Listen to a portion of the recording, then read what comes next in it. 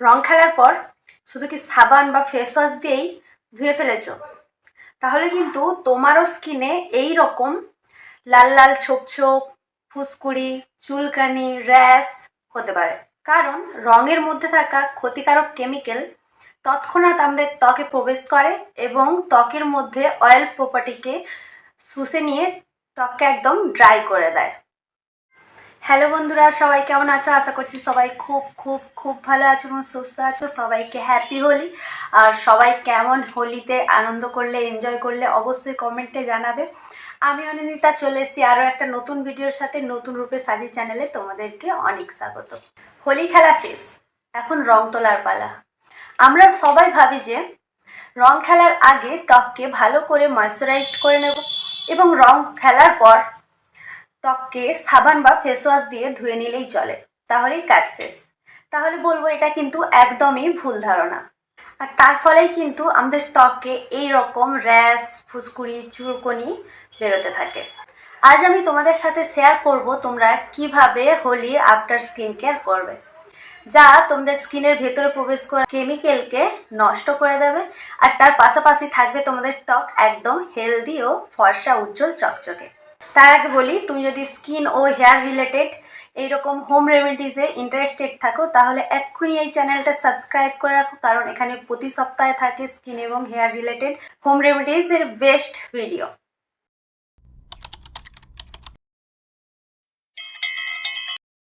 তাহলে চলো আর দেরি না করে দেখে নিই আজকে তোমরা রেমেডিজটা কিভাবে বানাবে। তো এখানে আমি কস্তুরি হলুদ নিয়েছি। আর তোমাদের কাছে যদি কস্তুরি হলুদ না থাকে তাহলে তোমরা কিন্তু বাড়ির হলুদই এক চুটকি নিয়ে নিতে পারো। এখানে আমি 1 চামচ মতো নিয়েছি। আর তোমরা সবাই জানো যে হলুদ আমাদের ত্বকের জন্য কতটা উপকারী। হলুদে কিন্তু অ্যান্টিব্যাকটেরিয়াল প্রপার্টি থাকে। এরপর এর সাথে আমি অ্যাড করছি 1 চামচ মধু। আমাদের ত্বকে রং মাখার পর আমাদের ত্বক হয়ে যায় ড্রাই, তাই মধু আমাদের ত্বকের ড্রাইনেস দূর করে ত্বককে হাইড্রেট রাখবে। এবার আমি দুটোকে ভালো করে মিক্স করে নিচ্ছি। মধু যেমন আমাদের স্কিনকে হাইড্রেট রাখে, তার পাশাপাশি আমাদের ত্বকের রং কিন্তু অনেক উজ্জ্বল করে এবং ত্বক থেকে ডেড সেলকে রিমুভ করে দেয়। তো দেখতে পাচ্ছ আমার মিশ্রণটা এরকম হয়েছে। আর এখন আমি এর সাথে অ্যাড করে নেব ছোটো চামচের 2 চামচ মতো বেসন। আর যে কোনো শ্যাম্পু 1 চামচ। তো আমি এখানে 1 পাতা নিয়ে নিয়েছি, 1 পাতাতে 1 চামচ পরিমাণেই হয়। তো এখানে আমি ক্লিনিক প্লাস শ্যাম্পুটা নিয়েছি। তো দুটোকে আমি আবারও একবার মিক্স করে নেব। বন্ধুরা, তোমরা যদি চাও এটা কিন্তু তোমরা ফুল বডিতে এটা দিয়ে ওয়াশ করতে পারো, ভীষণই ভালো হবে। আর তার জন্য তোমরা কোয়ান্টিটিটা বাড়িয়ে নিতে পারো। তো দেখতে পাচ্ছ আমি পুরোটাকে আমি আরও একবার ভালো করে মিক্স করে নেব। এটা কিন্তু বাচ্চাদের স্কিনেও যায়, কোনো রকম ক্ষতি হয় না। আর এটা আমি স্পেশালি আমার মেয়ের জন্যই বানিয়েছি, কেন কি আজকেও রং খেলতে গিয়ে আবিরই দিয়েছিলাম, কিন্তু বাইরের বাচ্চারা ওকে একটু রং মাখিয়ে দিয়েছে। তো তার জন্যই আমি এটা বানিয়েছি। তো তোমরা দেখতে থাকো। এটা কিন্তু আগে আমি আমার মেয়েকেই মাখাবো, তারপর আমি আমার নিজের স্কিনেও অ্যাপ্লাই করে তোমাদেরকে দেখাবো।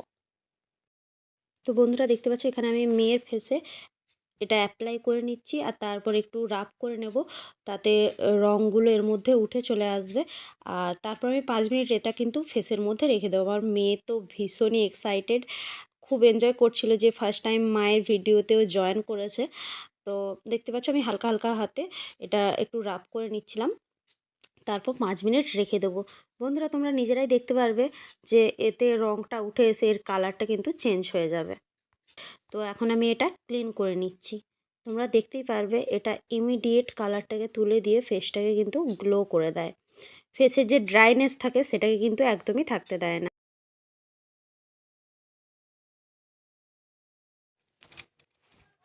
তো এখন আমি আমার ফেসে অ্যাপ্লাই করে নিচ্ছি। তো অ্যাপ্লাই করার পর আমি একটা টমেটো নিয়েছি হাফ করে কেটে, আর এর উপর আমি কিছুটা চালের গুঁড়ো নিয়ে নিচ্ছি। তো এতে করে এটা আমার স্ক্রাবিংয়েরও কাজ হয়ে যাবে। আর যেহেতু আমার ফেসে কোনো রং নেই, তবুও কিন্তু এটা আমার ফেসের ওপর এই রকম কাজ করবে যে ফেসে যেটুকু ট্যান থাকবে সেটাকে তুলে দেবে। এটা কিন্তু ব্লিচেরও কাজ করে। তো টমেটোটা দিয়ে আমি কিছুক্ষণ রাব করে নিয়ে আরও একবার মাসাজ করে দিয়ে তারপর ক্লিন করে নিচ্ছি। তো রেজাল্টটা তোমরা নিজেরাই দেখতে পারবে। তো বন্ধুরা, ভিডিওটা যদি ভালো লাগে অবশ্যই একটা লাইক করে দিও, আর কমেন্টে লিখতে ভুলো না যে আমার ভিডিও দেখে তোমরা কতটা রেজাল্ট বেটার পাচ্ছ। তো চলো বিদায় নিচ্ছি আজকের মতো, ফিরে আসবো আবার কোনো নতুন ভিডিওর সাথে। ততক্ষণের জন্য সবাই খুব ভালো থেকো, সুস্থ থেকো, জাস্ট বিন্দাস থাকো। বাই।